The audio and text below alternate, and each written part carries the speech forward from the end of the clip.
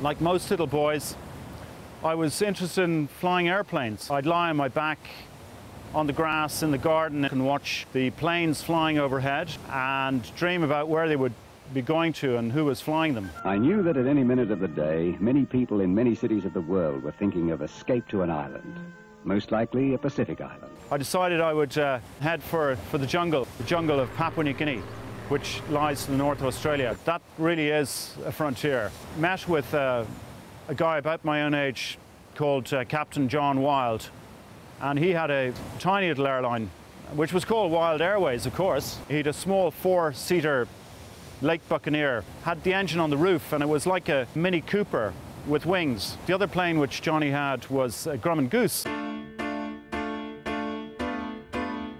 450 horsepower Pratt & Whitney radial engines. Guys call it the Grumman Iron Works. This thing holds 220 gallons in each way. For a 4-hour flight, $2.5 grand.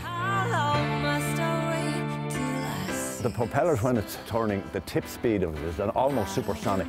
I don't think we initially went out to put a band together that was going to take the world by storm.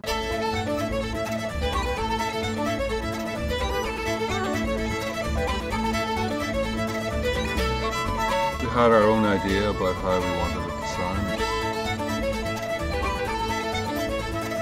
John made that phone call to me in November that I was going to be doing this in 10 years' time.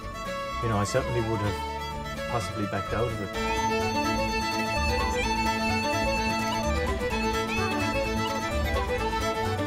That energy is translated in concerts, in music concerts, in the sessions.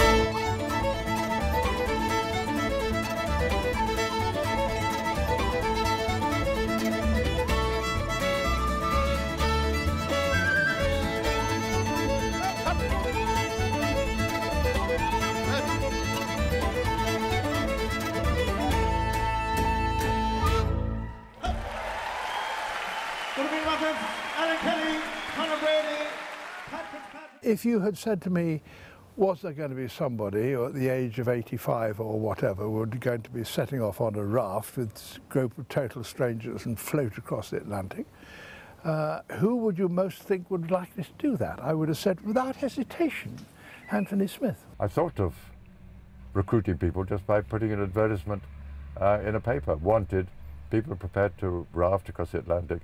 They must be old age pensioners. I was told just minutes ago that tonight maybe this raft will be coming to land. I'm so excited and I'm so proud of Andy having had the courage to do all of this journey together with these wonderful men. What an adventure.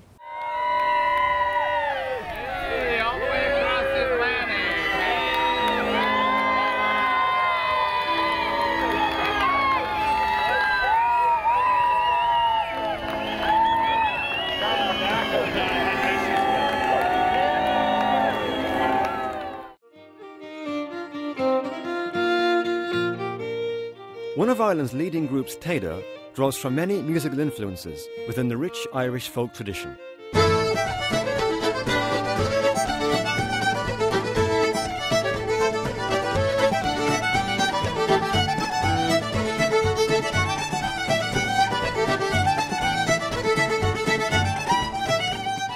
Even sometimes we were asked to play in a church in Alabama. This is the Bible Belt of America. So we were doing our show and a reverend, a pastor, I'm not too sure what denomination he was, but he invited us to play for his congregation the next night. He said a travelling preacher had come through the town the week before and had prophesied, when the Irish sound is in town, God will be near. So we were duly invited to play the next night in his congregation. And it was an amazing experience. The entire congregation is standing up, kind of blessing us and sending us out their goodwill. Praising us and giving thanks to God for our talent, and he gave a blessing over us.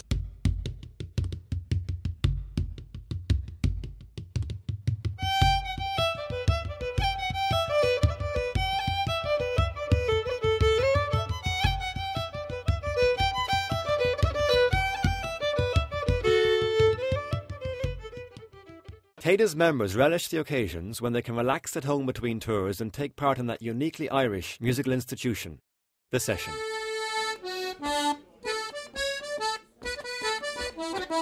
Nathy Brennan's hostelry in the town of Tubbercurry in South Sligo has seen countless nights of great music over the years.